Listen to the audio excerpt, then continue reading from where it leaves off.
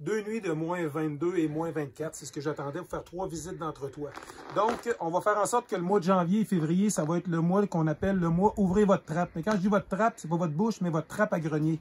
C'est pour ça que ce matin, je suis allé de bonne heure dans mes entretoits de mes maisons, que j'avais des visites à faire. J'avais une 2015, puis 2 maisons des années 80. Les 2 maisons des années 80, les propriétaires n'ont jamais été dans leur toit dans les 15 dernières années. Jamais été visité. Moi, on savait qu'il y avait des problèmes parce qu'on chantait une perte de chaleur. Vous voyez, j'ai un glaçon. Ça, c'est ma 2015, ça, le glaçon. Donc, en ouvrant la trappe, on s'est rendu compte qu'il y a de la perte de vapeur et de la perte de chaleur. Si on ne va pas inspecter notre toit, on ne le saura jamais. Attendez pas de voir de la glace qui descend sur le bout du toit. À chaque année, vous devez vous faire un devoir d'ouvrir la trappe, rentrer votre tête dedans avec une lampe de poche, puis regarder.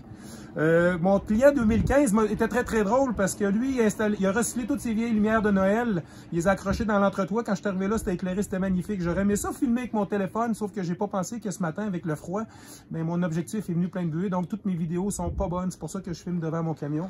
Tout ça pour vous dire que la 2015... gros glaçons comme ça, jamais eu de problème, seulement depuis les 2 dernières années, c'est pour ça qu'on a cédulé un rendez-vous. Finalement, elle, à cause de la perte de chaleur, c'est qu'il y avait des nids d'écureuils qui se sont créés au bout de la toiture. C'est très difficile de se rendre parce que c'est une toiture plate, mais les écureuils ont fait des gros trous dans la laine pour se faire des belles maisons, puis qui a causé des pertes de chaleur, ainsi que 2 encastrés. Il y avait 2 encastrés de la salle de bain qui ont été installés, ils ont rénové la salle de bain, ils ont mis des encastrés.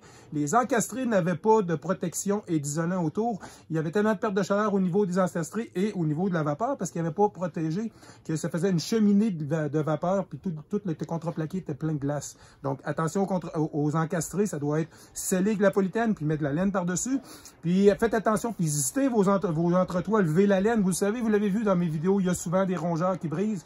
Puis ceux qui n'ont pas été dans leur maison depuis autant d'années dans l'entretoit, ben, il est temps d'y aller. Puis la plupart des problèmes, c'est le fun parce que la première que j'ai visitée, ma 83, le seul problème, c'était la fameuse trappe. La trappe était mal scellée. Fait qu'à ce moment-là, comme elle était pas très serrée, pas très ajustée, bon, ben, il se perdait beaucoup de chaleur, beaucoup d'humidité autour de la trappe. Puis la trappe était juste à côté de la salle de bain. Donc, mois de janvier-février, on visite nos entretoits. Très important.